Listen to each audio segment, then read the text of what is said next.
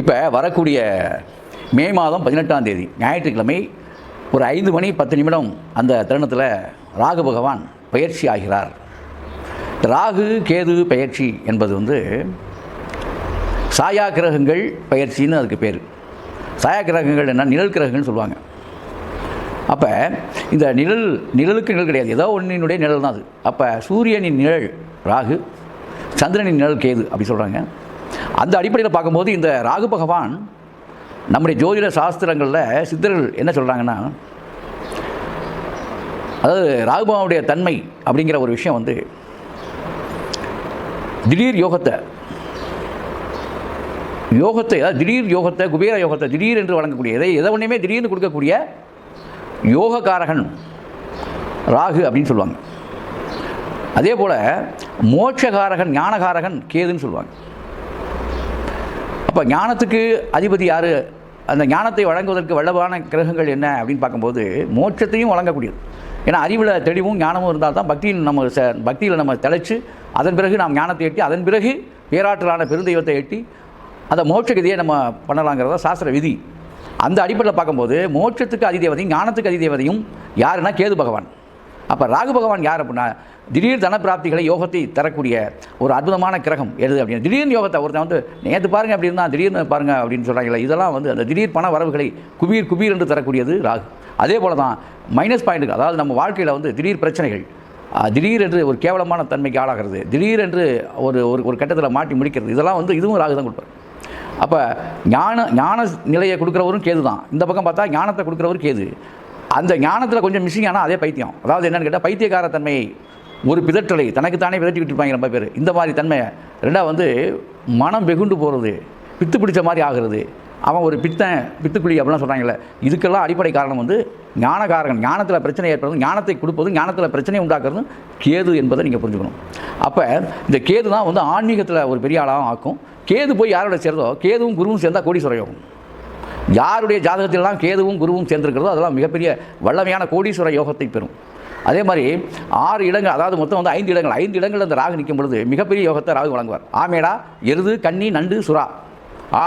மேடானா மேஷனா மேஷராசி, ரிஷபராசி, கடகராசி, கன்னி ராசி, மீனராசி. இந்த 5 ராசிகளில் ராகு பகவான் நிற்கக்கூடிய யாருடைய ஜாதகமாக இருந்தாலும் அவங்க ராகு திசை வரும் பொழுது பெரிய நிலைக்கு, அதாவது பொருளாதாரத்தில் ஒரு முன்னேற்றகரமான நிலைமைக்கு அவங்க வந்துருவாங்க அப்படின்னு சொல்லப்படுது. ஆமேடா, எருது, கன்னி, நண்டு, சுறா 5 இடத்தில் கருணாகம் கூடி நிற்க அதில் சுபர் பார்வை பெற்று விட்டால் அவங்க மிகப்பெரிய யோகத்தை அவங்க. சுபர்னா யார்?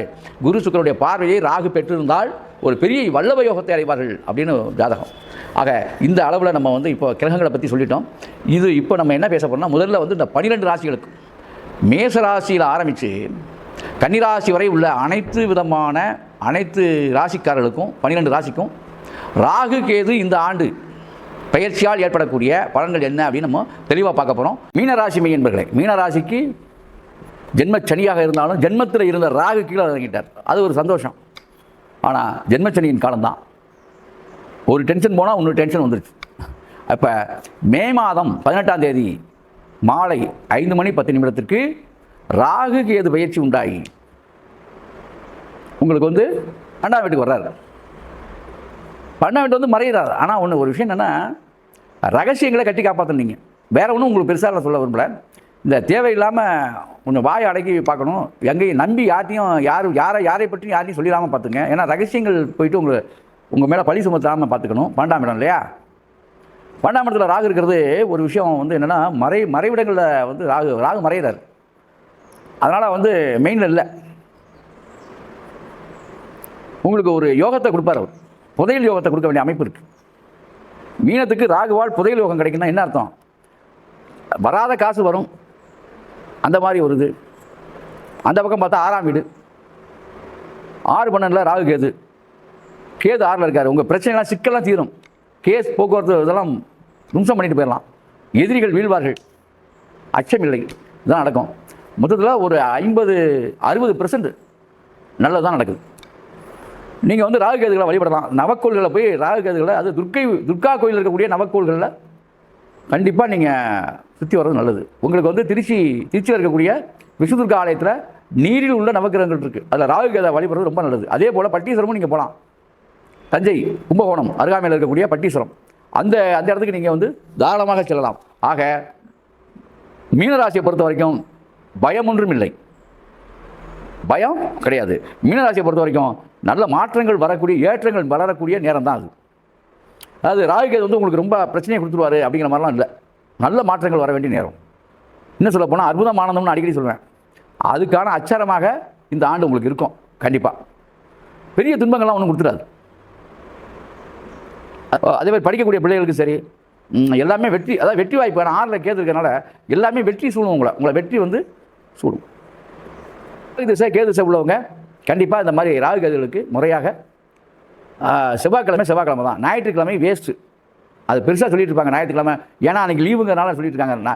ஞாயிற்றுக்கிழமை ராகு காலம் தவிர்க்கப்பட வேண்டும் என்பதை நல்லா புரிஞ்சுங்க. அது வந்து உயிர்காரகன் யார்? சூரியன். சூரியனுக்கு ராகுக்கு சம்மந்தமே பிடிக்கவே பிடிக்காது. வந்து செவ்வாய்க்கிழமை ராகு காலத்தை பிடிங்க, இல்லை வியாழக்கிழமை ராகு காலத்தை பிடிங்க, வாழ்க்கையில் மாற்றம் காண்பீர்கள், ஏற்றம் காண்பீர்கள். மீனராசி என்பர்கள் இப்படி செய்து அப்படி வாழுங்கள். அற்புதம், ஆனந்தம்.